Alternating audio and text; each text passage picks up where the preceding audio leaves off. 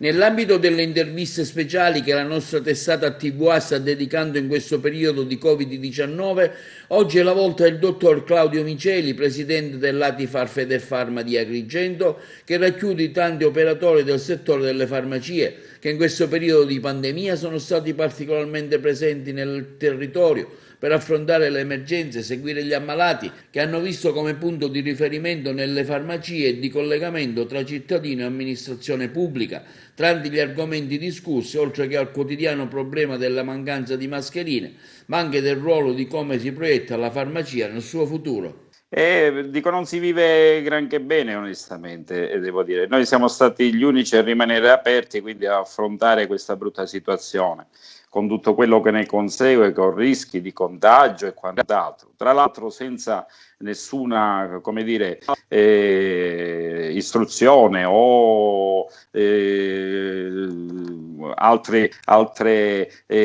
possibilità da parte del governo di misure, di quant'altro, ci siamo organizzati da soli in un batter d'occhio, organizzandoci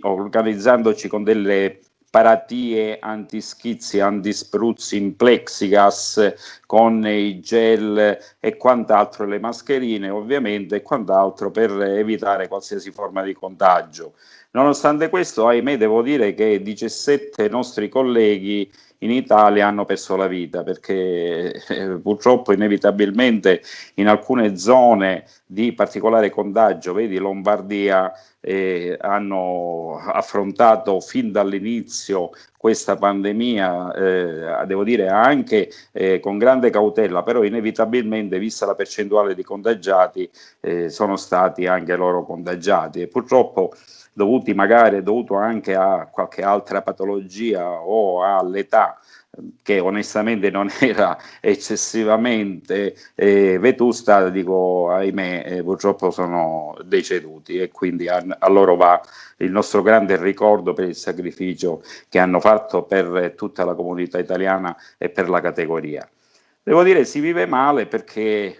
abbiamo affrontato fin dal primo momento, intanto, il discorso del gel, il problema del gel, perché all'inizio si trovava la mucchina, immediatamente in pochissimo tempo è terminata, siamo stati costretti a organizzarci nei nostri laboratori per far sì che ognuno di noi potesse produrre la mucchina nei laboratori e quindi distribuirla alla gente. Ci siamo organizzati anche con le mascherine, distribuendo le mascherine e devo dire, a proposito di mascherine, avendo rilasciato anche delle altre dichiarazioni nei mezzi di comunicazione come Giornale della Sicilia, che purtroppo ci hanno danneggiato nell'immagine, perché la farmacia non è la mascherina, parliamoci chiaro, il nostro lavoro non è dare le mascherine o speculare sulle mascherine e quindi è stata sporcata l'immagine della farmacia proprio in tutta questa telenovela, tra virgolette dico, delle mascherine. Nessuna farmacia, tranne devo dire pochissimi e rarissimi casi in Italia, ha speculato sulle mascherine. Il problema è venuto fuori perché implicitamente gli importatori hanno immediatamente elevato i prezzi e quindi siamo stati sottoposti a acquisti a prezzi non adeguati e ovviamente facendo quel minimo di ricarico, ahimè, i prezzi erano lievitati anche per la gente che doveva acquistarli in farmacia.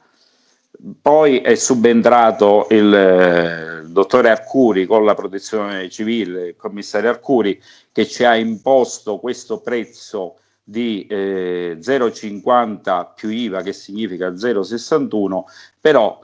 come avete sentito su tutti i mezzi di comunicazione, diciamo che il discorso mascherine è venuto meno, non per sicuramente causa delle farmacie che addirittura dal dottor Arcuri sono state accusate di aver nascosto le mascherine e di non volerle vendere, nella maniera più assoluta, perché quando è stato imposto il prezzo delle mascherine, immediatamente noi